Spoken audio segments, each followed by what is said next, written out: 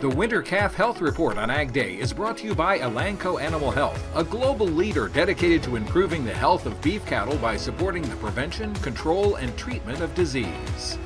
We're getting ready to enter calving season, but for some ranchers, it's been a busy fall of weaning calves and trying to do their part to rebuild the herd. Ag Day's Michelle Rook has more on a very active ranch in Idaho in this week's Winter Calf Health Report.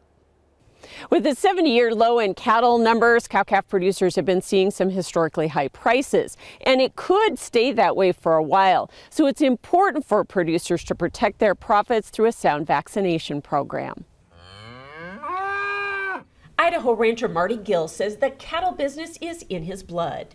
And we've been in it ever since.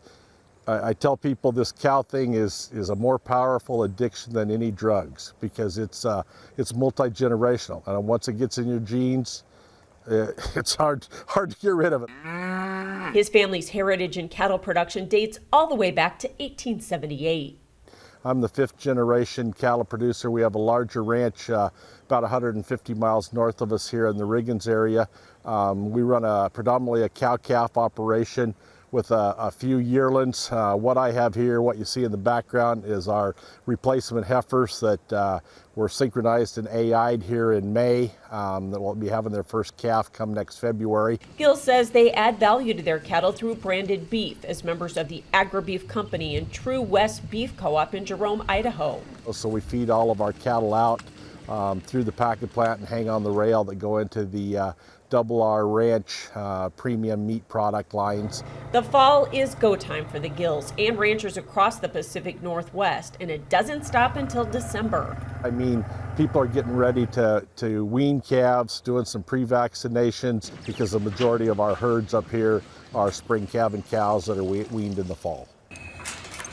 With the historically high prices for cattle, Gill says protecting that investment has never been more attractive. And I mean, good solid nutrition, good solid vaccination programs, animal health. You know, it paid when calves were $1.50 a pound, and now they're $3, $4, $5 a pound depending on what weight you're selling them at. So talk about return on investment. So it just makes sense for cow-calf producers to implement a comprehensive herd health program. If you do something that puts an extra half a pound or a quarter pound a day on your cattle or keeps them from getting sick, the payoff is huge. And Gill says it's more important for their operation because they differ from feedlots who have more than one turn of cattle a year. Guys that sell calves off the cow or background them a short period of time, it's your one paycheck a year, and doing things right makes a huge difference. However, Gill says at the end of the day, the paycheck is not why he's so passionate about the cattle business. The best part about the work is taking care of the animals, and our end goal here is, you know, feeding people, and without a doubt, the United States has the best beef system in the world. And that's also why he's so excited about the future of the cattle industry. I'm Michelle Rook reporting for Ag Day.